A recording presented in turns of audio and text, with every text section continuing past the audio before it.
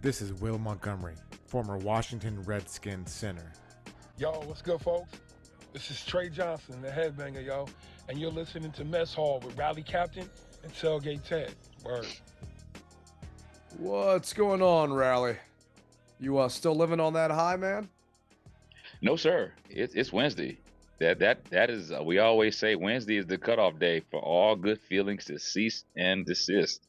We've got a game with those uh, blue men, and that's where my focus is right now. And I've got a bus full of people who I'm in charge of taking them up to New Jersey. That's right, not New York, New Jersey, for this bus trip. So that's what I'm focused. I'm laser focused on that, man. How many people you got going up on that bus? I got 45 people and the bus is 65 passengers. I cut it off. I said that because we got to have room to be able to distribute food and move around and stuff. So I cut it off there. I got you. Yeah, that makes sense, man. That makes sense. That's awesome that all those people are getting up there. Because last year the team did a rally Saturday night, like in the middle of the day. I mean, Saturday in the afternoon.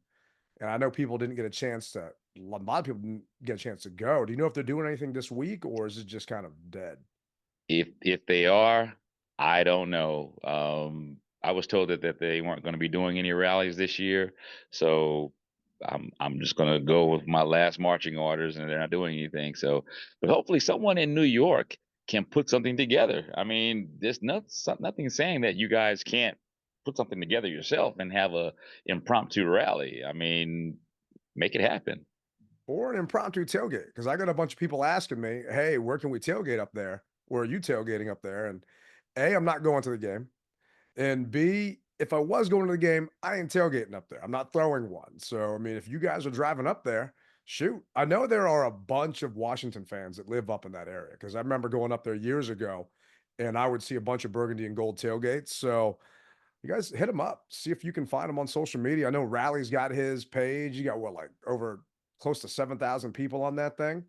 There's like a little your Facebook page. So I mean, there's a ton of people. I'm sure it's just reach out, grassroots, so you can get something running. Well, the biggest thing is no matter where we go, there's going to be a contingency of fans there. Just look for their flags. That's what I do. I never know unless someone specifically looks for me and tells me, hey, come to this particular part of the parking lot. I never know. I just see Commanders, Redskins, Washington football team flags, and I just start making my way over there, and they welcome me in. And that's what most of the times what people do. They welcome fans in because they want you to be a part of them as well as being a part of the tailgate. Yeah, I mean, it's a brother sisterhood. It's just we all want each other to hang out, and you know, I do have to cut mine off just because I can only take care of so many people. But when you go to these away games, just don't be shy. You guys got something in common. You're wearing the same colors. Might not be the same name on the jersey, but you're still wearing the same colors.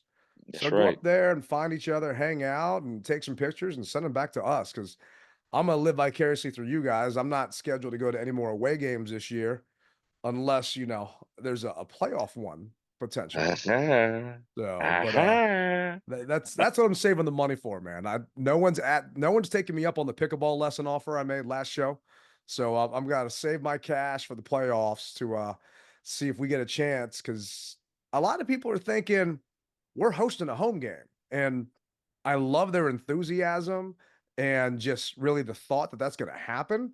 But these next four games, or three out of four games, are massive. I mean, three out of these Man. four are in the division, and the Eagles, they've already had their bye. They're 5-2. We're 6-2. We haven't played them yet. So this could easily flip, and we'd be in second in the division, and they'd be in first. So I'm I'm optimistic that we're going to make the playoffs. I'm more than optimistic we're going to make the playoffs. I'm pretty damn confident we're going to make the playoffs. I'm trying to be optimistic that we're going to hold on to the East and keep this thing rolling. And just those two games against Philly, man, those are the ones that scare me because I know we play them well, but they're the only contenders in the East right now. And I hate to say it, the Giants almost had our number last time we played them too. So, I mean, that game definitely could have been a different story if they didn't lose their kicker, literally the first play of the game. I agree with you. The thing I believe is that we were young, learning, basically how to walk, and now we've turned into a full sprint. Whereas it seemed as though they were up and running, where they've digressed. And so I just believe that we will beat them. It's going to be a hard fought game because one thing that the Giants do, they believe in hitting. And if you watch that game uh, Monday night, they were popping. I mean, pads were popping, bro. So that's one thing that the Giants are not going to let down, even though they may have, what is their record, 2-6 or whatever have you. 2-6, yeah. Just because it's 2-6, they're still going to bring that pain and lay that wood down. So you better buckle your chin strap up and don't take them lightly. That's what I'll say. No, I've got no doubt that they aren't taking these guys lightly. The way Dan Quinn is with this team, I mean, I doubt you saw it. Dan Orlovsky put a video out there just talking about how well coached this team is. And I retweeted it just a little bit ago. And he's just breaking down clips of different plays against the Bears. And he's fast forwarding and rewinding and stopping and seeing how well coached this team is and where, Hall of Famer, who's calling Bobby Wagner, didn't say Bobby, but Hall of Famer. And you all know he meant Bobby Wagner, and saying how Bobby's got this guy here and how Deron Payne slid over here, how our defense is immediately recognizing where things are. And the defense that was here for week 2 versus the defense that's now going to play in week 9, completely different Commanders defense. I mean, yeah, they learn each other. Yeah. We were worried that our defense prior, it's just was going to be the Achilles heel.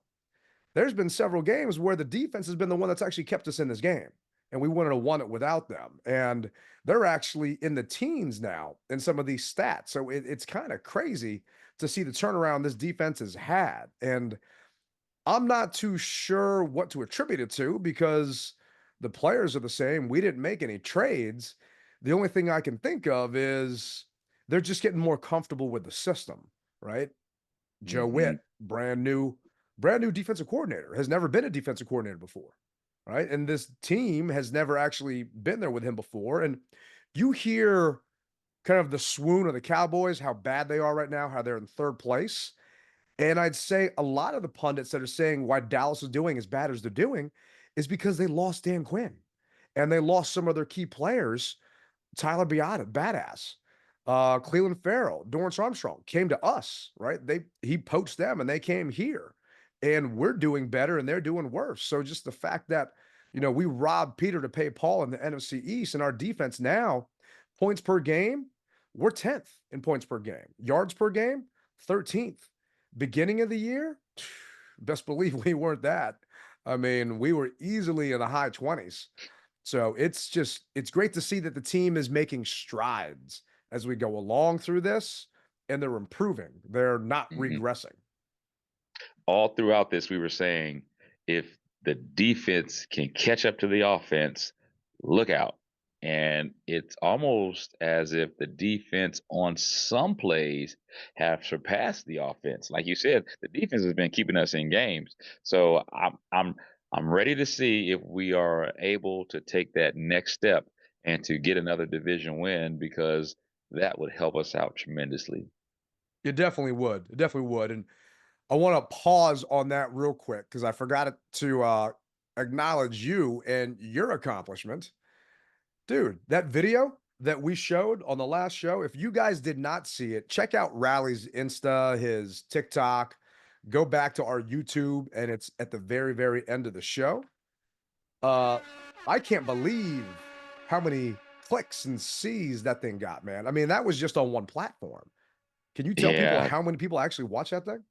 On TikTok, I surpassed 1 million views. I think it's 1,000 views right now. It could be more. I don't know.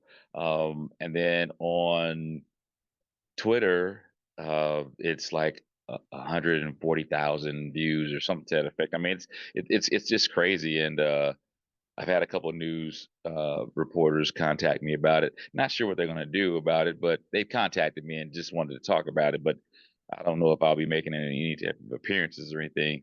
But one thing that people said that really captivated them about not just the fact that the guy caught the ball, Noah Brown caught the ball at the end, but it was the fact that the video told a story. And I didn't even really realize that I was telling a story. I just was panning, showing you what I was seeing. The giant, not the Giants, but the Bears. what's his name? Yeah, the Bears fan, the Bears player, Stevens, waving goodbye and taunting, and then I'd pan back over to the field action, and there was one play where I told you Terry McLaurin just got mollywopped. He got mauled, and he got held by 1 and 45, I believe, 49, whoever their linebacker is, and then the ball goes up in the air, and I just happened to be right there to record the tip pass to Noah Brown, and the rest of it, they say, is history, man. Yeah, that's awesome, man. I'm happy for you. It's not often you see someone go viral for something positive. Usually it's just dumb stuff that goes on or, other things like that. But just to see like that video where the Commanders fans got beat up after the Ravens game, like that went viral, which was a horrible Mhm. thing to see. But just to see the elation you had and just the pure joy of that moment and capturing it. Because I've seen a ton of videos from that. I mean, I don't know about you, but I might have watched the pass, maybe no joke, 50 times just from different clips here and there. And Mhm. it makes me want to get a TikTok just so I can kind of add to your number. But now it ain't gonna matter because once it says 1 million, the only thing it's gonna do is like 1.5. It's not gonna do like 1,000,001. So just know that I would have Yeah. supported you if I believed in TikTok and trusted that thing on my phone. But Let me tell you, they NFL fans from team wide, all 32 have basically stepped in and said, cool video. And even Cowboy fans and Eagles fans, who I would never expect them to say good video, they were like, look, you know what? Hands down, this is the best video. I'm an Eagles fan, but I'm happy for you guys. And I'm saying, wait a minute, hold happy on. for us. What? Yeah, yeah, bro. I mean, I'm happy for you. I'm saying, whoa, but okay. So my common response was, hey, well, I appreciate it. I'll be seeing you guys in a couple weeks. That's been my standard response. Yeah, tell them to send me a cheesesteak when I come up to Philly. But I don't know. It's just, I think that people are happy just because we all can imagine being in that moment and how we would react. Right. Mhm. And we mentioned it, like, who did you think of the second the play happened? And not you, I mean, other people. Right. And so many people have reached out saying, so happy for you guys that this is happening for all those diehards that have toughed it out this entire time. And that's why I'm just happy to see you get that recognition and see that video go where it is.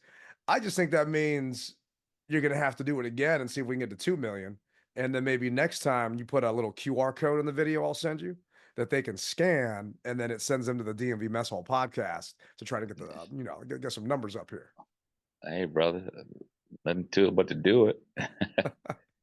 I can edit some stuff for you, but nah, hat tip to you, man. That's badass.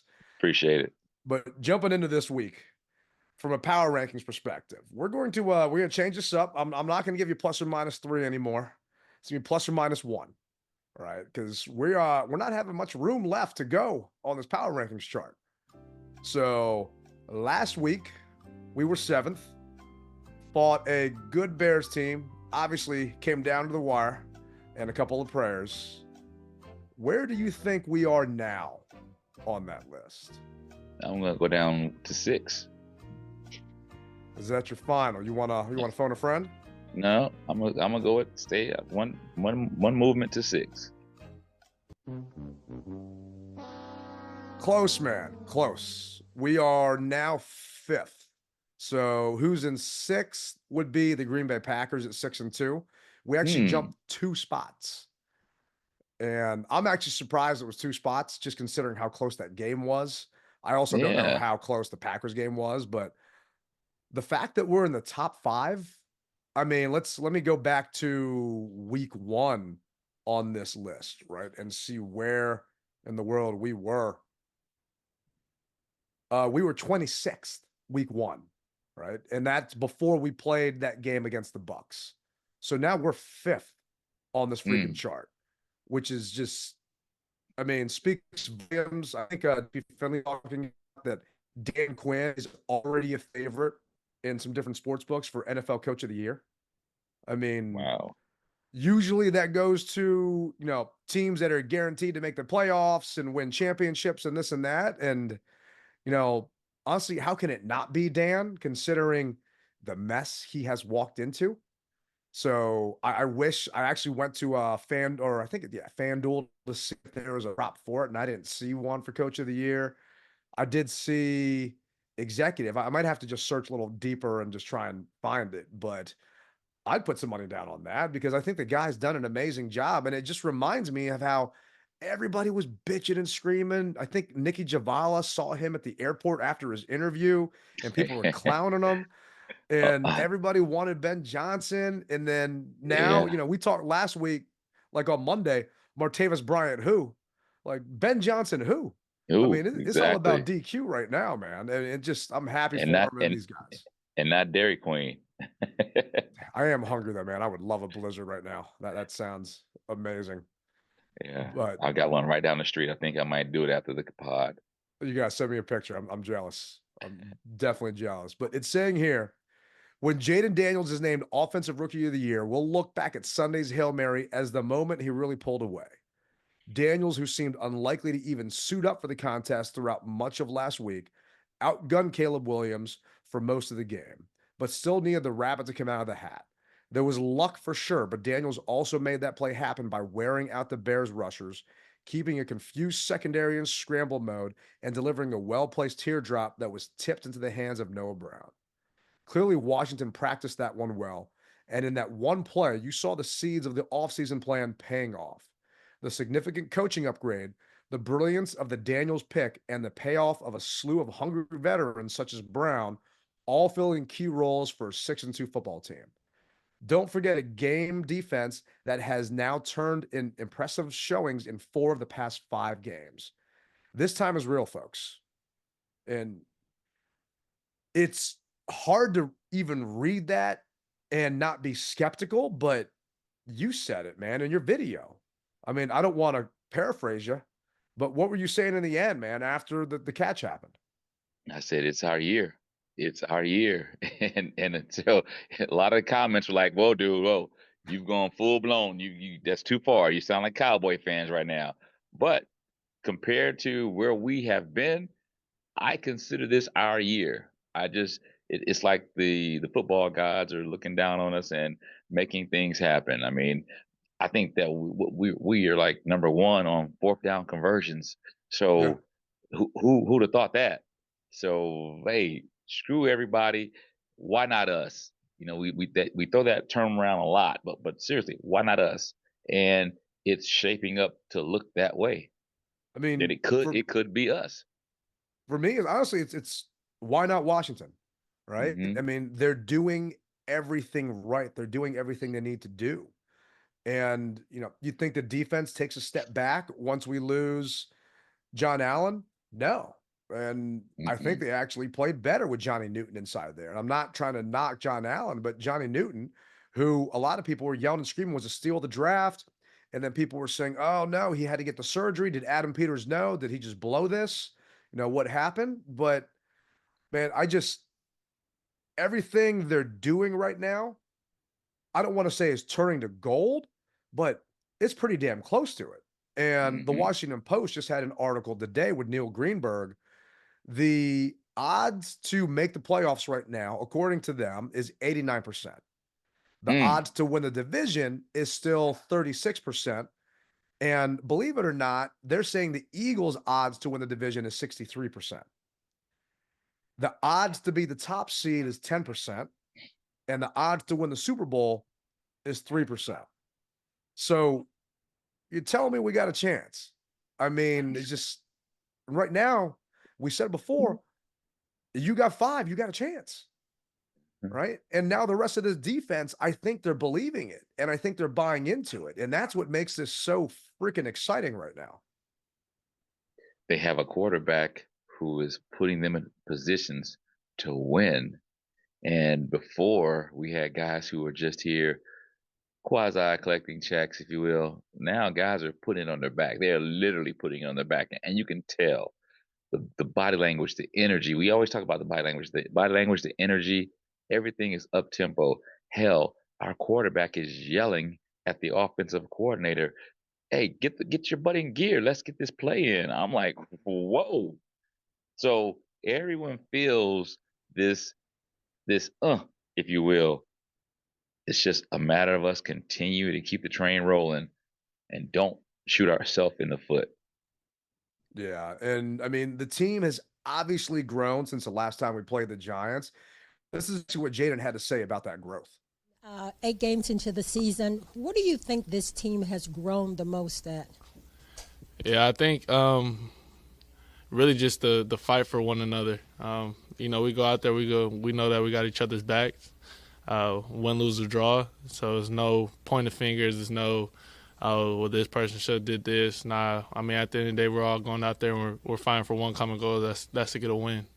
I mean, there's something to be said about a brotherhood and what you can overcome, right? Just think of the past teams, right? We've got guys literally fighting each other on the sideline, guys that are sick and tired of your owner and your team being in the news for all this negative stuff and how much that just has to weigh on your shoulders. And it doesn't impact how you play on the field physically, but knowing that you can't show your face around town because, your team, just in general, the franchise is kind of a laughing stock. Now it's just a complete 180. It's a complete opposite. And guys are Mhm. just constantly smiling and happy. And that brotherhood. I mean, do you watch the Kay Adams show? No. So she had Terry on yesterday. So Okay. she was talking to Terry, and this is actually what Terry had to say about this time in his career and how much fun it's been. Are you enjoying it? Are you finally at a place where you're starting to have fun? Oh, I'm having the time of my career, honestly. Like I'm having a lot of fun, and I think the cameras catch me a lot. Just being in the moment and being able to let loose, like going into each and every week and believing in the guys that we have in this locker room and the way we're coming out with some of these games. We don't really know how it's going to show up, but all the training we put in since the all season started is really starting to show up in different ways. And so when you're doing that and you're doing it with a group of guys you really love going to work with, like it makes it really fun. And then when you're making plays too and helping your team win, that's always the cherry on top. I mean, you can tell that it's not just lip service, that it's Mhm. true. Just the ending of that game this past week and just seeing the guys immediately, just the way they celebrated and the way they just root for each other. I can't remember the last time we saw that here because if you go back to 2012, at a certain point, Robert was throwing his offensive lineman under the bus, right? It wasn't all smiles, right? We were on a losing streak, and it took basically code red and us to just pull a Mm. rabbit out of the hat and then finally go on a just freak run. Cold I'm red. I remember that. God. I'm too young to remember the 91 run. I mean, I remember watching it, but I don't remember how the city was reacting and how, I mean, we didn't have social media obviously like we do now. So I don't know exactly how it was around with the players at that point, but that's the only time I can possibly think of it being like this because that 91 team was an offensive juggernaut, right? And a defensive juggernaut on top of it. And I don't think we're there yet. I mean, we're now third in points per game. I mean, it's fine. We were first. We're now down to 29 and a half points per game. But several years ago, you and I talked, what's it going to take for, Eric Bieniemy's offense to actually be a contender? Like, how many points per game are we going to have to score? And I think we talked like maybe 22, something like that, Mhm. because we were averaging, you know, less than, we just in your like early teens. And now we're damn near Yeah. 30. 30 The only burgers. Mm, I crazy. it is, man. It is. The only thing that we just need to improve on is in the red zone. We're not 100% there in the red zone. And that's what worries me against some of these better teams, right? I mean, I think the last time when we played the Giants, we broke a record. The Giants broke a record. They were the first team to score 3 touchdowns and not give up one and still lose the game, right? But we can't count on that happening Mhm. this week and B, against the Eagles or even the Cowboys. So Yeah. that's just something that they've got to fix and they've got to work on to make sure that we're straight, at least heading up to New Jersey. Cliff's going to have to dig into his bag of tricks and find that rabbit because the Giants know us. We know them as well as I'm sure their coach, Dable, right? Is that his name? Oh, yeah, Dable. Dable. I'm sure he's digging in his bag to say, okay, well, we see their tendencies, what they did last game against us. And if we see that, we're going to exploit it. And I just want to come out of the Meadowlands a winner. I don't care by a half a point. I want to come out of there a winner. I want to go ahead and pull the broom out on these guys. That's what I want. I'm right there with you. And I had a bunch of people ask me on Twitter, how's Jaden doing? What's his status? Because the team hadn't released anything since the game happened, right? And now the injury report's out. It's Wednesday that we're doing this. Well, this is actually what DQ had to say about Jaden and a couple other guys that got banged up. Do you have an update just on how Jaden's feeling coming out of the game, but also Cornelius and Brandon Coleman at this point? I'll hit you on all three of them. So Jaden will do some practice today. Brandon Coleman is doing well, and he'll also work back into practice, and Cornelius Lucas won't with his ankle injury. So we'll see where he looks like as the week goes, but both Jaden and Brandon will get some practice in today. Well, is Jaden's injury something you'll just have to kind of monitor as the season goes on? Yes. So it sounds like this is going to be a long-term things for him. And unfortunately, our bye is not till week 14. So he definitely took some shots, took some hits, but he's limited on the injury report today. I've got no doubt that he's going to play on Sunday, barring some crazy setback. I mean, maybe something that's not even related to this. But the injury that concerns me is Cornelius Lucas did not practice. He was a DNP. And Luke's our second string tackle. Brandon Coleman, well, actually, I'd say Luke is our first string tackle because he's the one that's been starting and Coleman's been coming and splitting reps with him. Coleman's still in concussion protocol. Now, he was able to practice today. He was limited in practice, but I don't think he's actually been cleared from protocol yet. So we'll have to wait and see how that goes. But the fact that he practiced is a sign that it's going in the right direction. I'm just worried about that pass rush for those Giants. That's one of the things that Kingsbury is going to have to look at and see, all right, what can I do to slow him down? Zone read, quarterback options. I mean, what can we do? Slants. Best believe there's going to be a point and counterpoint here, and it's going to be a battle. This game almost probably could have been flexed because it's an NFC matchup, even though I know they wouldn't do it because of the Giants' schedule being not schedule, but their record 2-6. But I think that we're going to be in for a surprise. It's going to be a dog fight, man. Oh, it definitely is, man. The division games are always a dog fight, right? I don't care what happens. I mean, other than you and a handful of, diehards and homers, no one thought we were going to beat the Eagles a couple years ago when we went up there, right? I mean, division games are just different. Who would have thought that Jameis Winston and the Browns were going to beat the Ravens this past week? I took a 9-game parlay, right? That's the one game I missed, bro. The one freaking game I missed in my parlay, which would have got me a spot hiding in like the little luggage hold on your bus if I would have actually hit it, man. I'm freaking pissed. Wow. That's sad. But it's those division games, man, that you don't know what's going to happen. And going to Trent Scott, if he does come in, his PFF grade last week, right, and it's not 100% fair, but it was a 34.7, right? His pass block grade was the lowest at 55. His run block grade was a 45. And that's it's something that you're damn right Kingsbury is going to have to plan for, whether you're sticking John Bates out there beside him, you've got, Eckler chipping or whatever you're going to do, but you got to protect him because that's Jaden's blind side. And we got to make sure that the kids, especially taken care of, because we don't need someone coming off that blind side and hitting him and then having him land on top of Jaden's rib and whatever the hell happens. And next thing you know, here comes the 18 car. No, we don't need that. Not at all.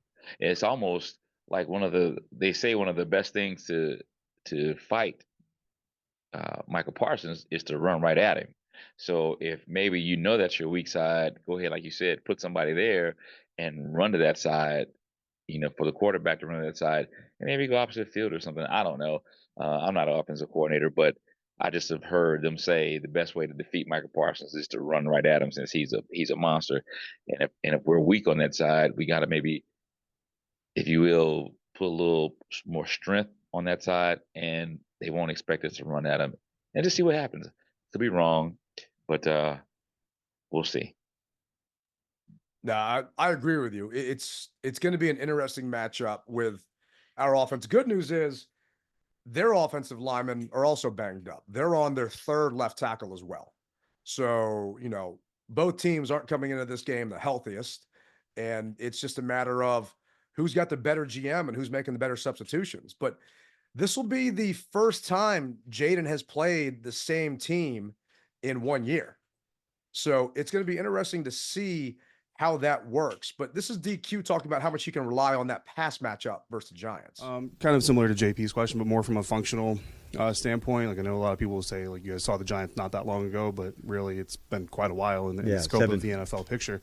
How much can you really lean on from that last competition as you're getting ready for this week, and how much do you need to kind of have fresh eyes looking at this as a new opponent? Yeah, I think you have to do both, because you start the first film I put on was our game against them. And because it thinks about the players and the matchups and what you did and what you didn't do and what you liked and what you didn't in all three phases. And so I like to watch the game just as it plays out. So from the kickoff, going to defense, then to a punt, to whatever it goes, as opposed to like watching it as just an offense and just a defense, especially like to see the whole thing play out. And that's where you start. And then you want to go from there. What's stayed the same and what's different? And so that's what you want to, do your comparisons with, what they've established. Just fantastic rushing the passer. And that's really one of the impacts they've made. But they've played strongly on third down. So there's a lot, that I've seen them improve upon since our game. That was just, the second game of the season. So maybe they were then, but it was too early to play it. So some talented guys, the receivers, obviously, with the catch and run, the ability for what they can do. You've seen that play out, over the last, 2 months or so. And all I'm going to say is don't let the record fool you, right? They're 2-6, we're 6-2. They're on a 3-game losing streak. We're on a 3-game run. People are just chalking this up automatically as a win, right? And okay, the Panthers game, I get that. That's not a division game, right? But these guys, these teams, they know each other. And I remember, what was it, last year when we had a chance and all we had to do was beat the Giants to actually make the damn playoffs. And next thing you know, it just doesn't happen. There's that, phantom, I guess Terry lined up offsides or didn't line up properly. And just, you never know what the hell's going to happen in these division games. It is always a freaking toss up. Gave the ref a thumbs up. The ref said yes. And all of a sudden, Terry says, all right, I'm good. And he makes a play, and next thing you know, nope, you were offsides. Oh, wait a minute, but you said I was good.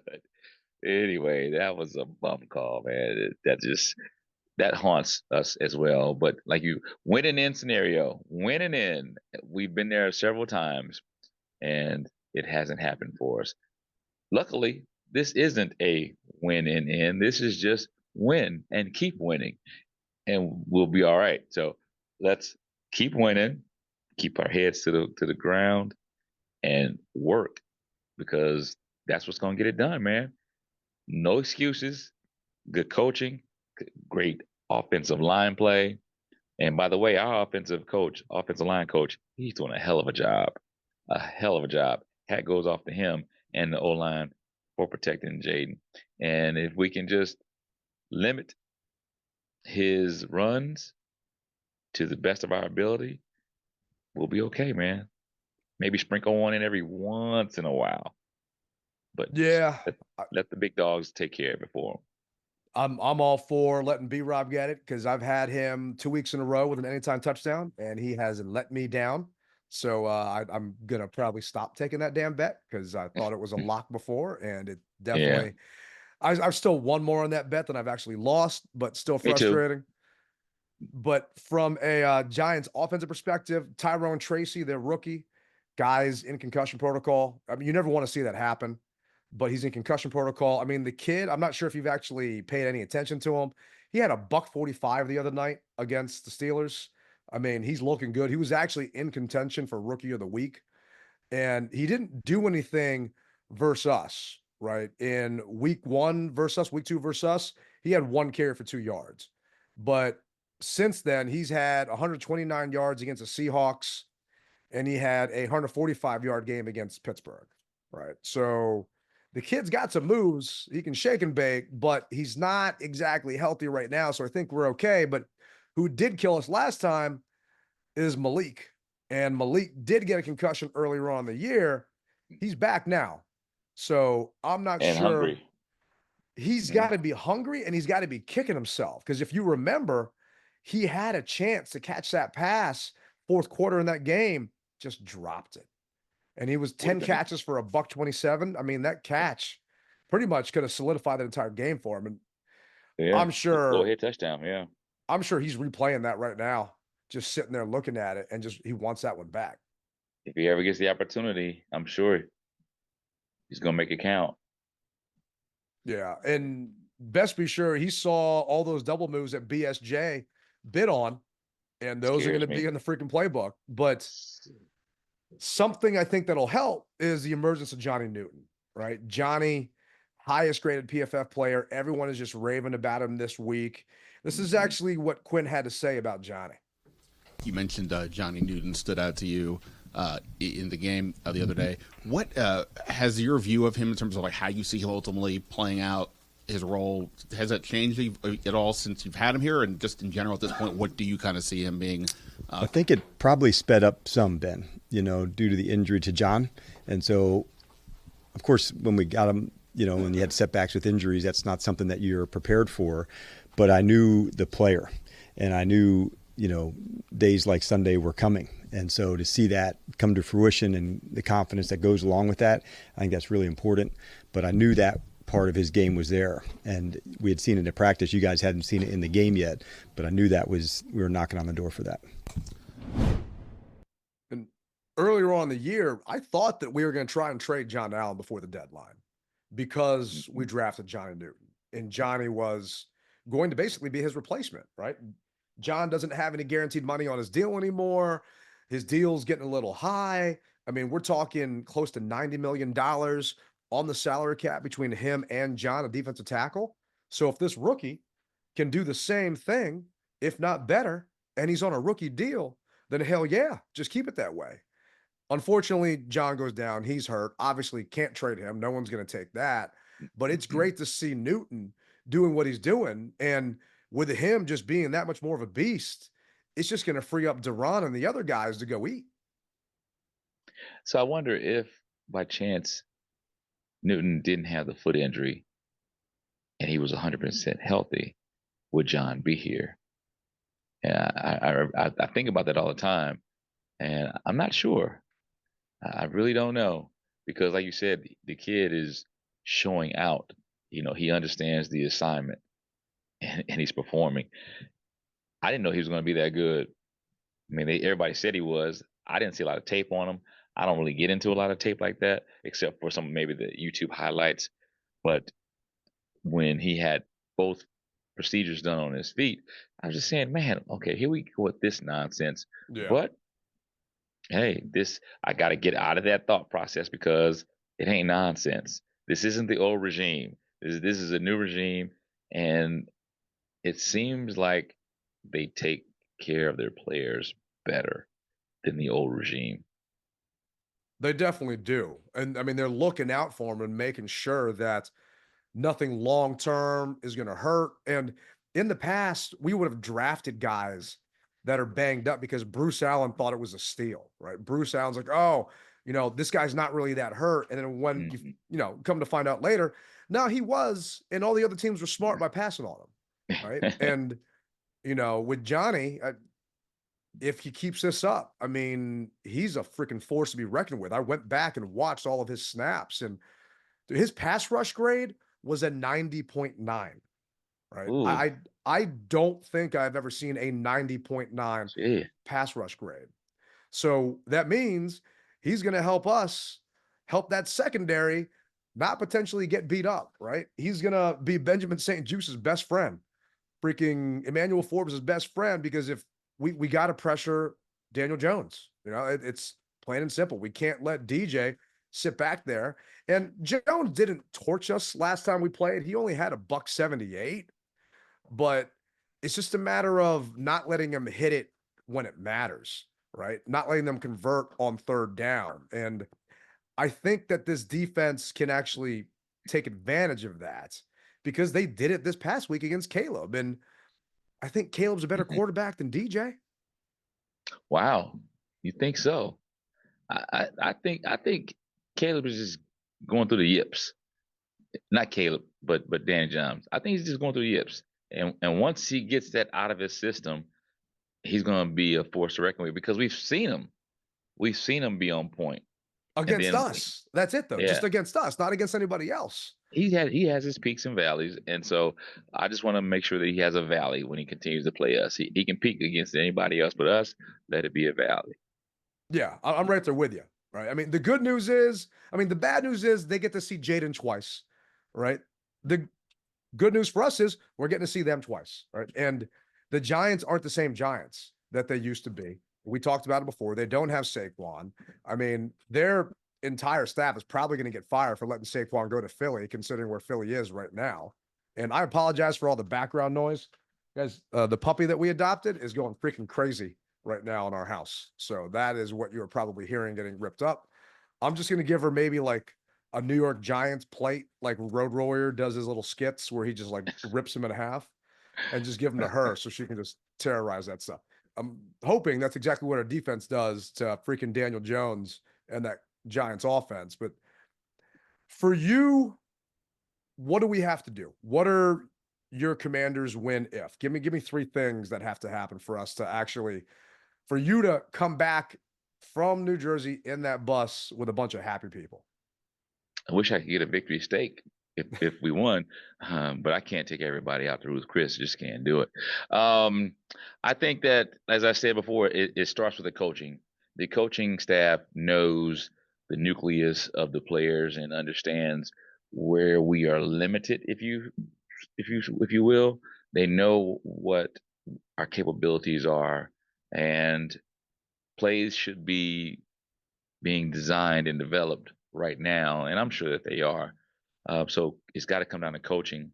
It's going to come down to, once again, and I know this is going to be kind of a cliche, but our offensive line to protect Jaden and our secondary. I have faith in our defensive line now. Our secondary, as you said before, we've got to stay home and watch out for the double moves because they'll come back and bite you. What about you, man? What do you think? I need B-Rob to get more carries. It was kind of frustrating to see, partially because I had money on it and I needed B-Rob to hit the over, right? I mean, he only had 16 last week. He was averaging 4.1, right? I'm not blaming Kingsbury. He had a reason why. Maybe B isn't 1,000% there. I mean, he looks fine to me, but no offense to Austin or Jeremy McNichols, but they're not that bruiser back that's going to just wear down a defense, right? And I need B to wear down that Giants defense and keep it out of Daniel Jones's hands and, more importantly, Malik Nabers' hands, because I am concerned about our secondary. I mean, they held up well, but after a while, they were too close.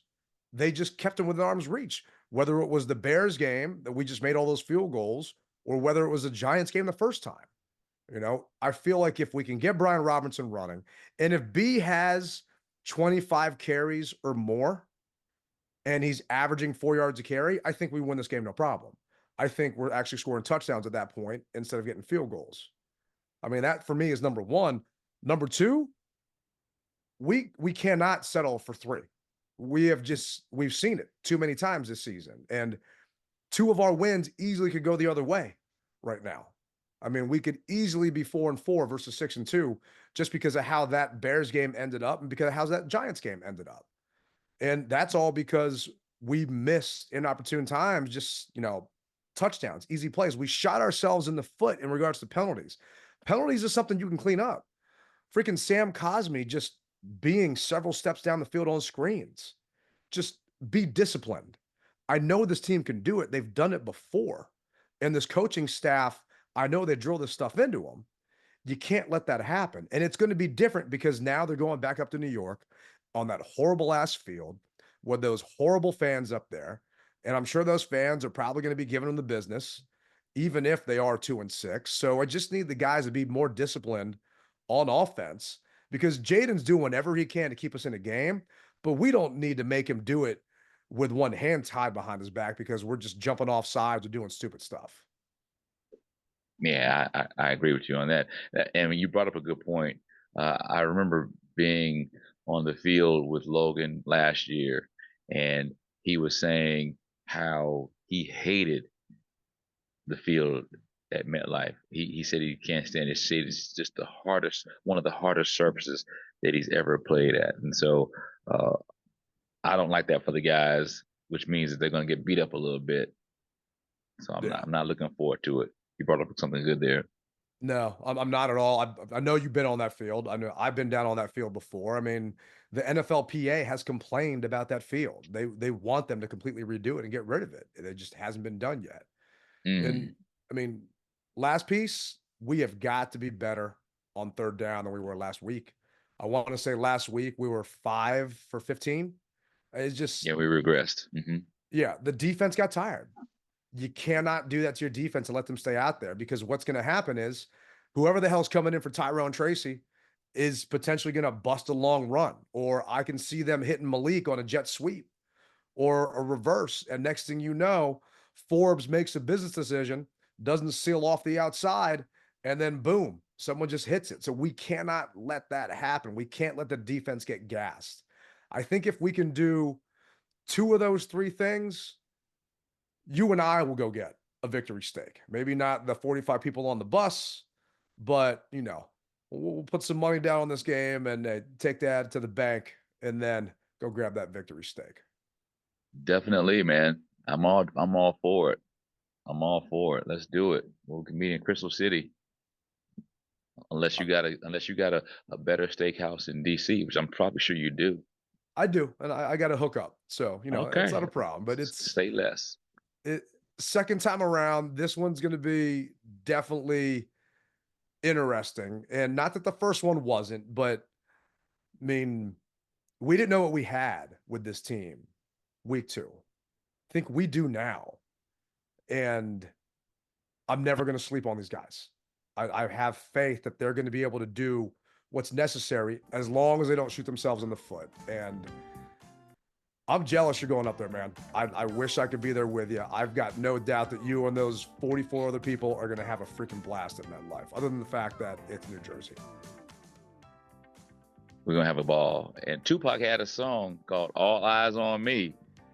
All eyes are on the Commanders. After the win that we had last Sunday, everyone is looking at us. And when you start going to the top, people look to cut you down to bring you back to their level. So we've got to be on the up and up and continue to ascend. Well, that's going to do it for this week's edition of DMV Mess Hall. Thank you guys for riding with us. As always, if you know someone who's interested, tell them to hit the subscribe button. You guys that are listening, you guys continue to hit the like button. We appreciate it. Big shout out to Don't Sleep Energy Drink, because I'm going to take one of those on the bus because I'm going to need it. I'm going to need it. After I drop everybody else off, I've got to doggone get myself back home and into bed. So I'm going to need a Don't Sleep. But hey, man, Ted, appreciate you, bruh. Thank you again. And we'll see you next week. Remember, you rep it hard, or you don't rep it at all. Rally Captain, Tailgate Ted. Peace.